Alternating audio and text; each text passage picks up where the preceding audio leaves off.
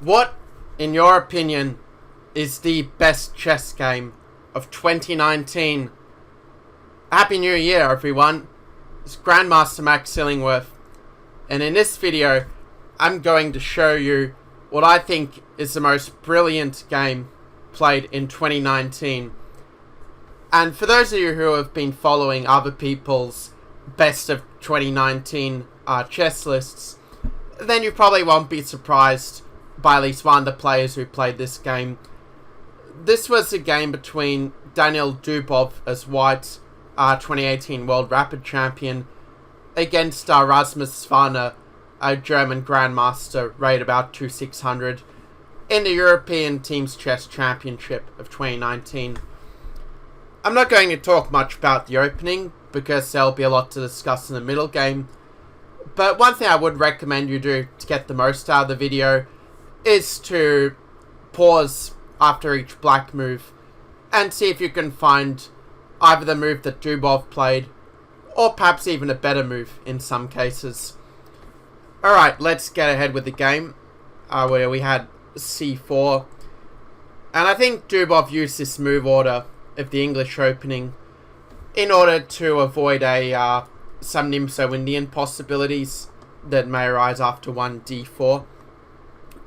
Black played d5, d4, knight to f6, Dubov played knight to f3, and after bishop e7 we have a standard classical queen's gambit declined, where white played the main trend at top level of bishop f4, a Blackburn variation, castles, e3. You can see that the white bishop has a nice active diagonal, which is perhaps why this line is more popular than bishop to g5 these days.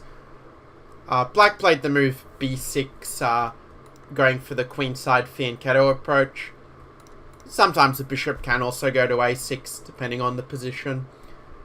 White played queen to c2, which is a very creative attempt. Perhaps I'd say that bishop d3 and cd5 might be theoretically more critical tries. But one thing you'll notice with Dubov is he often likes to go his own way in the opening and reach positions that, where he can sort of attack quite aggressively. And he doesn't care so much about the, let's say, evaluation of the machine, but rather how many problems he can set for the opponent. I think Svane handled the opening quite well. He played the move bishop a6, attacking this pawn on c4. And at this point, the normal move for white would be to defend this pawn in some way, such as with knight to e5, which I analysed a little bit in my own time and conclude that probably black is okay there. The way that white played it is a lot more risky, where he played the move queenside castles, simply sacrificing the pawn on c4. And you might be wondering, well, what compensation does white get for the pawn if black takes it here? And perhaps objectively, maybe white doesn't get full compensation, but white's hope is to play for some attack on the black king, possibly starting with a move like h4 at some point. Well, Dubov played the move knight to g5, instead of going very directly for pressure against the h7 pawn. If black plays h6, white will typically play h4 and use harry the h pawn to create a kind of fishing pole attack down the h file.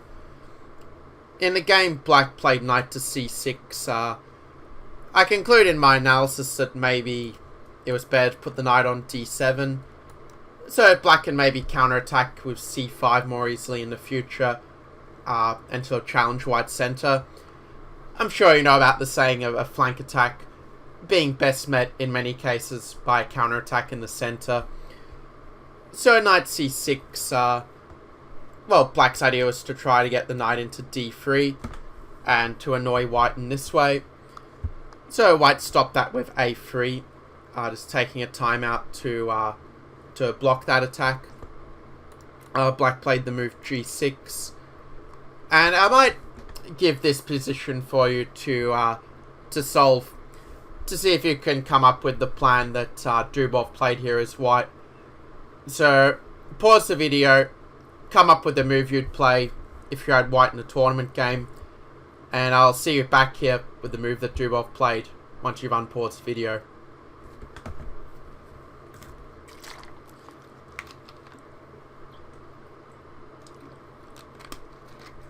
Welcome back, everyone. And in this position, I think there's only really one move that white can play to try and justify his previous play. I think if you give play a quieter move like such as bishop e2 or knight e4, it kind of gives black time to do things like put a knight on b3 or maybe play knight d5 and fend off the white attack in this way. So I think it's very important to play a move that Dubov did of h4, which by the way does create the threat of h5, using the fact that black can't take on h5 so easily, because then the h7 pawn will be left undefended when black makes all the captures on h5. And in this position, I think Svane already felt the pressure and wasn't really sure how to deal with this attack. For the advanced players watching, I would recommend you pause and try to improve on black's play at this point. For the rest of you, I will show the move that black played of bishop to d6, which turns out to be a mistake. I can understand black's logic that you want to try and trade some pieces or maybe hit back in the center with e5 at some point, but as we'll see, it's just a little bit too slow in this position. And those of you who still are not sure what move black should play but want to have a go at figuring out, this is probably a good time to pause the video, because it turns out that black's best move here is to play knight to d5, which I think serves as a kind of prophylaxis that we're trying to stop the move h5 by attacking that knight on g5 with the bishop and the queen. And if white plays knight d5 and ed5, the position's actually still very interesting, where white still can play bishop e2 and still get an attack with moves like g4 and later h5. So definitely all three results are still possible. And in your own time, you might like to try and figure out for yourself how you would defend as black if white plays knight h7. It's not a very sound sacrifice, but you might have some fun trying to figure out how black should defend against it. My tip would be not to panic if you need some assistance there. But okay, the game saw bishop to d6. And okay, what would be your response as white in this position? How would you deal with that tension between the bishops as white? So there are a few candidates for white in this position. You might have considered, for example, taking on d6 or maybe playing d5 or something like this. But the best move here is actually to keep the tension with pawn to g3, which is what Dubov played. And the point is that if black takes, then you can simply improve the pawn structure with gf4 and be in a very good position to go for the standard h5 attack that we've already seen. I conclude that the best defense for black is probably to play bishop b7. Although even this probably doesn't save black if white is very insistent on his attack with h5 and so forth. And it's something you may like to analyze in your own time, because I guess it's not the sort of position where it's obvious that white is clear bet winning, looking at it from a human perspective, than with having checked with the engine already. So black played queen e7 in the game. Okay, I don't think it'll be a surprise what white's next move was. He played h5 here. And I think black is already just losing, because I think the h-file attack is just incredibly strong, and it's not obvious to me how black should deal with it. In the game, he played e5 and tried to answer the question this way by hitting back in the center. And admittedly, this was a point where I think Dubov started to go astray a little bit and maybe tried to win as beautifully as possible rather than, say, going for the very best move.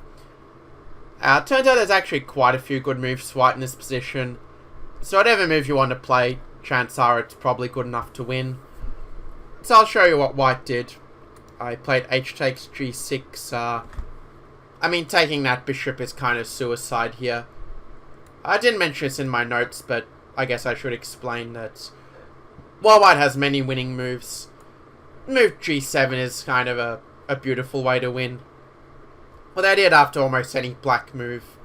You can play knight d5, deflect the knight away from the defense of h7, and more or less give checkmate in this kind of way. So in the game, black had to take back, h takes g6. White played his creative move of bishop g2, which is actually pretty good. If you want to be prosaic and take on e5, that would also be quite strong. I had bishop to g2, e takes f4. And actually this is an interesting moment in the game where it might appear that white has only one move that makes sense. But I'd invite you to look for alternatives here and see if you can find the best move as white. So pause the video and I'll see you when you've made your decision and unpaused.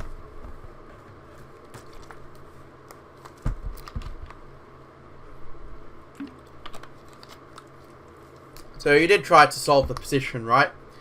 Well, if not, the game will certainly be very good entertainment, that's for sure. White played the move bishop takes c6 in the game, which is actually still technically winning. I mean, you do take back a piece and you have a pretty strong attack still. But it turns out g4 was actually even stronger. It's almost like a kind of bug house or crazy house type of position. But it's actually better to keep the position solid and keep up the attack than to necessarily grab the material right away. Your question might be, well, what if black simply keeps the extra piece? Well, then we bring our knight in with knight d5, and I think it's just not really possible for black to save his king anymore. He tries to keep the tension. I think just bringing the rooks in the attack will be simply way too strong here, where all the white's piece will be way too active in the attack. And if black takes, then I think the point that's easy to miss from afar is that white is threatening queen takes g6 mate because of the pin. And if black tries to defend that with queen f6, we can simply go knight h7, and again, all of our pieces are flooding in the attack. We don't even have to bother taking the rook here. It's much more effective just to play for the attack with rook dg1 and go for just rook g6, again using the pin. And okay, there is one final tactic I should point out here, just so we're all on the same page. If black does play knight d4, might seem like black is kind of saving himself with the attack on the queen. But it turns out we have a forced mate. Well, if you want to push yourself a bit, you can pause and see if you found the answer already. Okay, the fastest mate is to play knight f6. Black has to take it. We take on g6, I think with the queen is a bit more precise. And then after queen takes, we have the rook g6 mate. I mean, who needs a queen to checkmate the opponent's king, right? So if white had played this, well, it would have been a pretty crushing victory. But maybe it wouldn't have been the game of the year, because he wouldn't have had the really awesome king hunt at the end. Well, I don't want to spoil too much of it yet, for those of you who haven't seen the game, who are seeing it for the first time here. So we had bishop takes c6, black played f takes g3, and here white played, I think, a very clever move. In fact, you might want to pause the video again and see if you can find Dubov's move here. Okay, there are a few decent options. I'd say bishop a8, I pressed the wrong key there.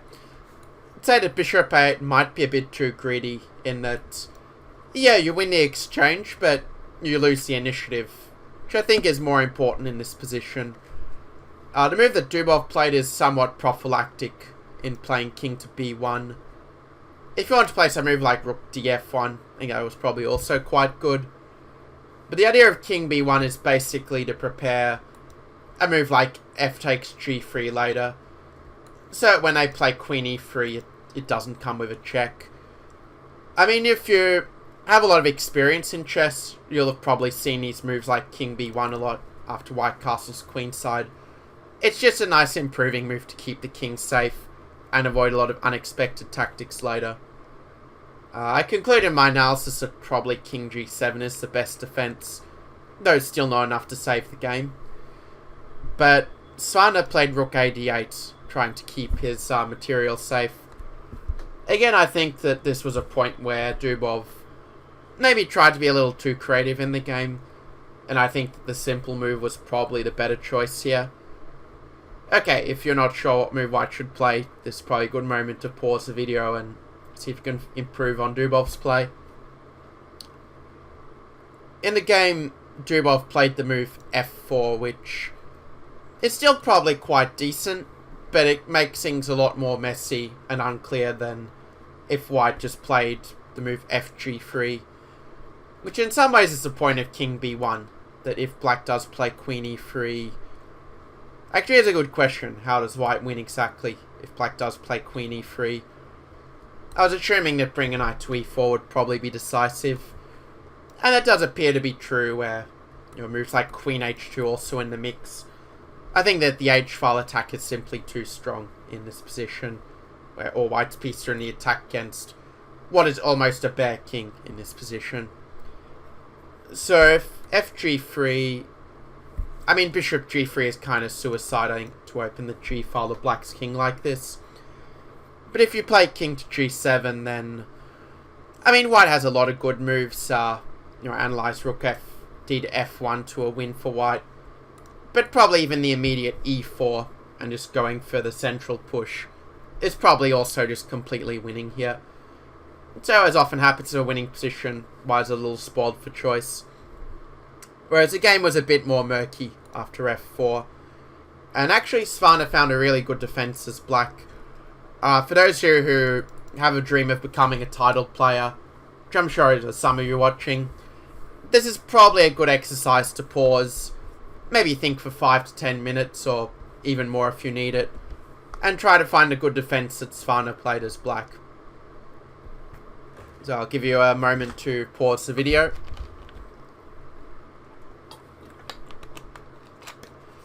Okay, if you want to play the move queen to e3 and grab the pawn this way, that's probably a bit too risky after White plays knight to d5.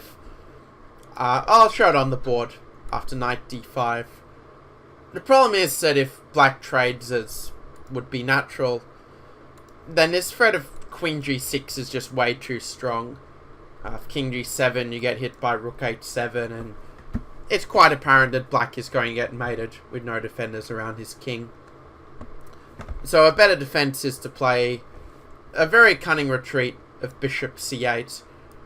And the idea is that Black can maybe think about bishop f5 at some moment. Probably not yet, because e4 would be a response. But certainly a move like bishop d7 can be a way to try and trade some pieces and defend. For example, if White had played what I consider to be the best move here, just pausing it for a moment in case you want to try and set as a puzzle. But if White plays queen c1 to defend this pawn and prepare e4 by defending the f4 pawn, well, at least Black can play bishop d7, and well, trading the bishops would be very nice for Black. In general, trades help the side it's defending. But if White does retreat, then Black gets some ideas like b5, and while I still prefer White's chances, at least Black is getting some counterplay against White's king down the b file. And that makes the position not 100% clear to me. So White in the game played rook d to e1. I prefer queen c1 as I mentioned, but I don't think this move is necessarily a mistake. Black played king g7, where he wants to play rook h8 and try to fend off the attack down the h file. So this is a point where Dubov went for a very deep combination, almost in Tile style actually, where rather than playing some move like queen c1, which, well, keeps the play very double-edged, where all three results are possible in unclear position, instead Dubov played the following move. Again, if you want to try and figure out his idea for yourself, pause the video and come back here when you think you have the answer. So we had knight to d5, which I think practically speaking is a very nice idea. After knight d5, we go rook h7. And after king g8, well, a little puzzle for you. What is the point of white's combination? What's the move he played here as intended when he played knight d5? Now, if you want to play the automatic bishop to d5, well then bishop f5 will sort of fend off the attack. You know, I think it'll be quite unpleasant for white. It's still quite complicated, but you can explore the complications for yourself if you are so inclined. In the game, Dubov played rook takes f7, which initially the computer thinks is complete rubbish, but if you give it a bit of time, it realizes that actually white's attack is, well, sufficient for a draw if black finds all the right moves. If he doesn't, then he kind of gets mated like in the game. So in this position, well, black played rook takes f7 here. Black can try to be tricky and throw in rook takes, knight c3, and then rook f7. But from what I concluded, it's pretty similar to what happens in the game. This comment will make sense when we see our analysis here of rook f7, queen g6. Obviously, we don't want to allow a bishop d5 with a check. So black played king f8, and it makes sense that white just needs to keep the pressure up where, you know, after rook g7 and bishop d5, I mean, currently white is a whole rook down. This is important to note. But at the same time, we have this clear mating threat. And we have this momentum that I think will allow white to save the game at this point. In the game, black played king to e8, which probably was a mistake in this position. So you might be wondering, well, what should black play instead at this point? Actually, I probably should have made this a puzzle for the more advanced readers, because now you probably figure out what the answer is. Now, you know, king e8 is not the move. So, the move here is bishop to f5, and after e4, black should play king to e8, just getting out a queen to h8. And the difference here of throwing in bishop h5 and e4 is that it means you can meet queen h5 with king d7, and basically run away with a king in a way that's not possible in the game. Now, if you're wondering how white still holds, it's quite a nice way he does it.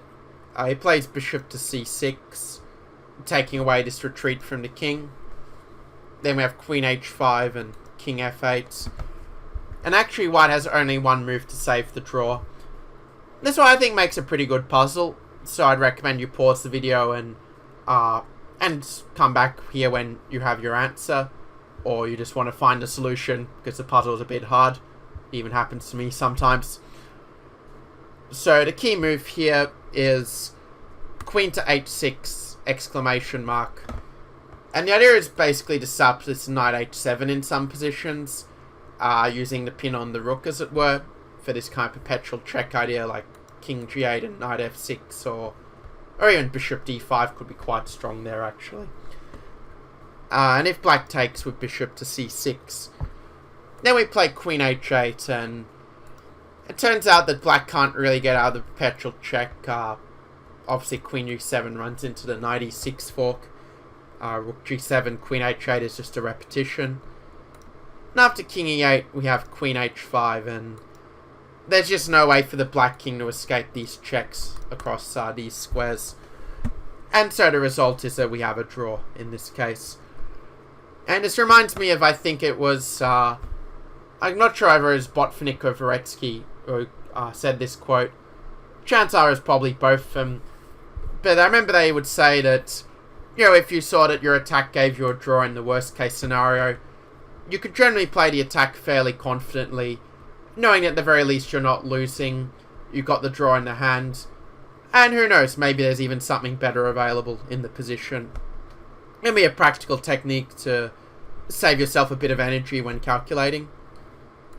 So we had king to e8, queen h5, king d7, and speaking of Soviet chess techniques, it happens we have another one here on display, where white played queen h3 and then queen h5, just repeating the moves once to gain a little time on the clock.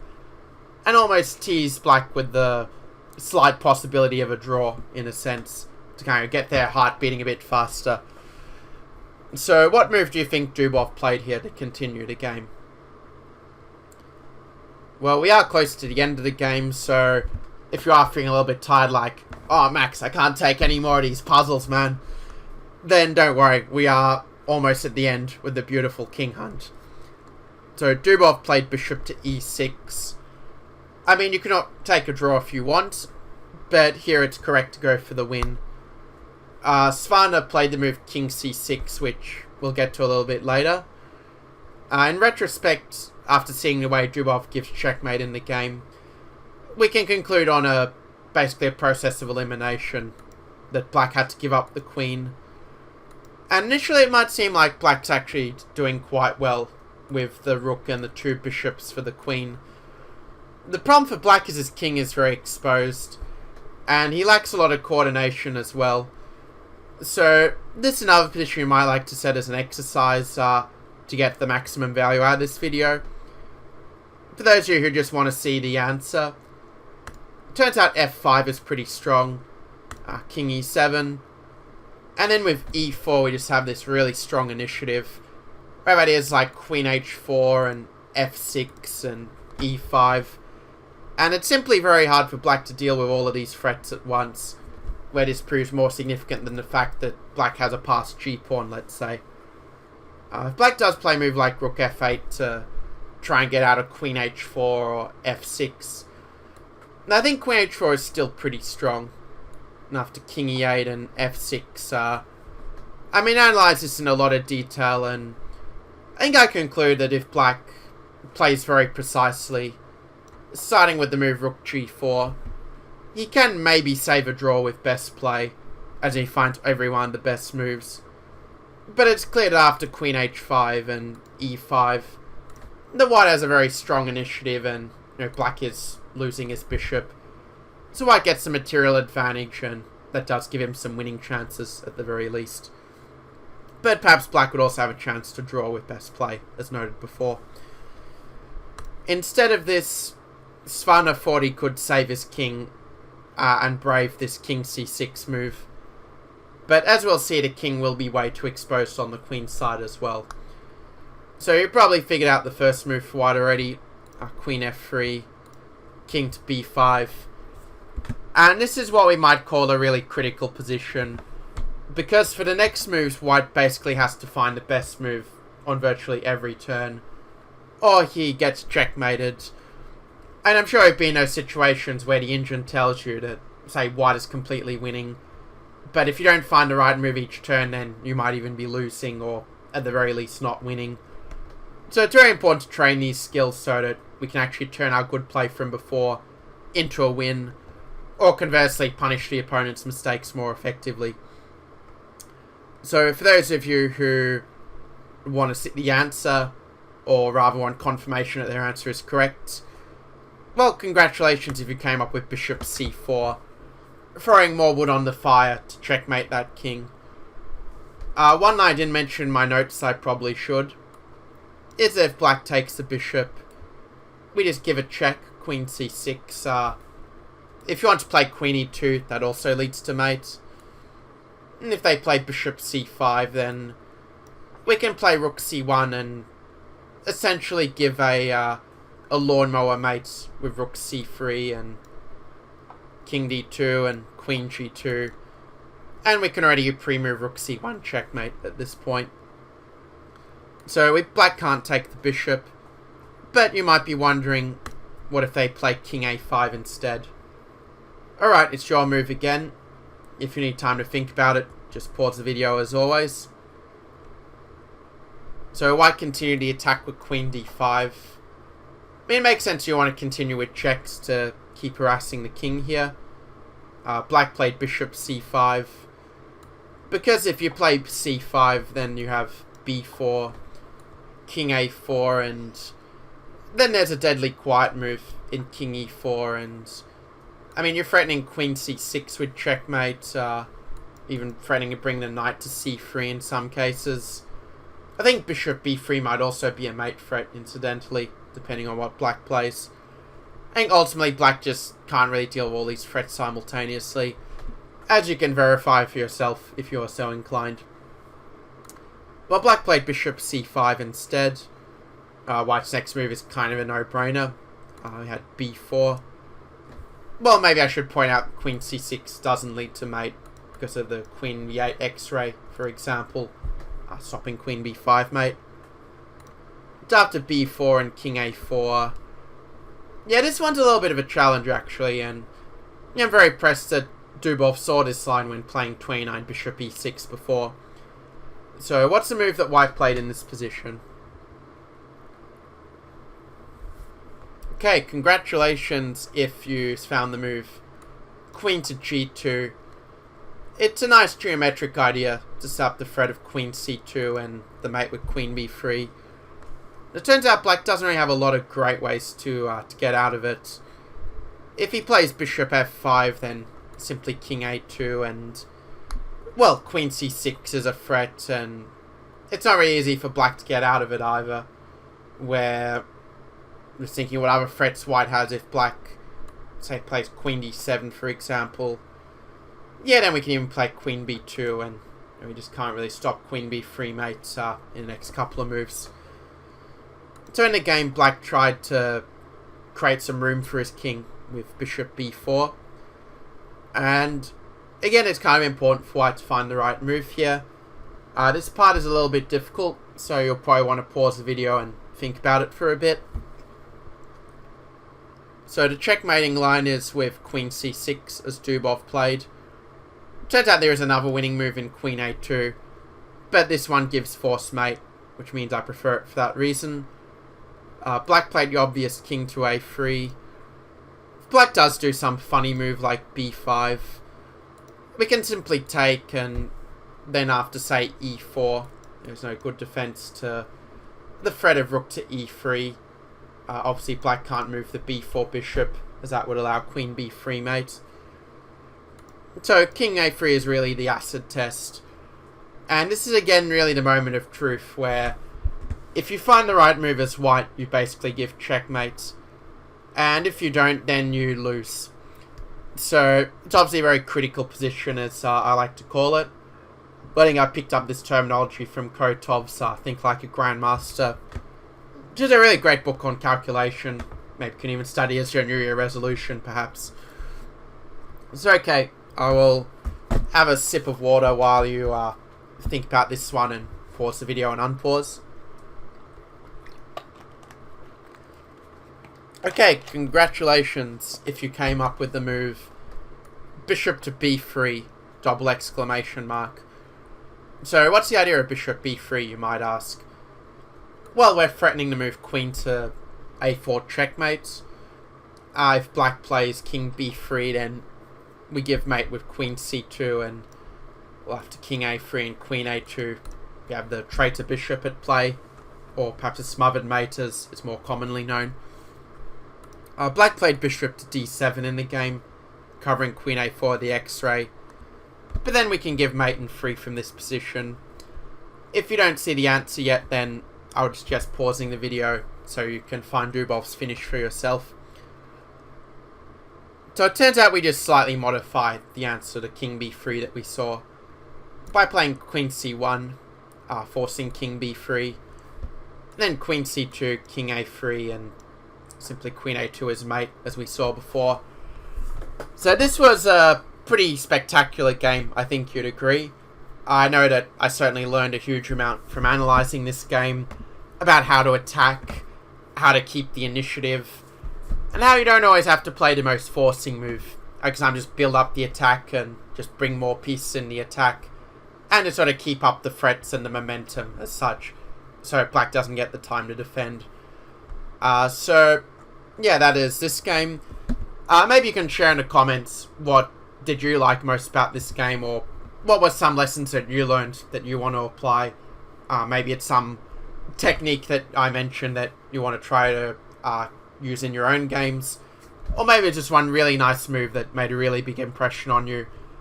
So it would mean a lot to me if you can like the video, smash that like button for the formula, and also just smash that subscribe button. So yeah, thank you very much for watching. Happy New Year, and I will see you in the next video.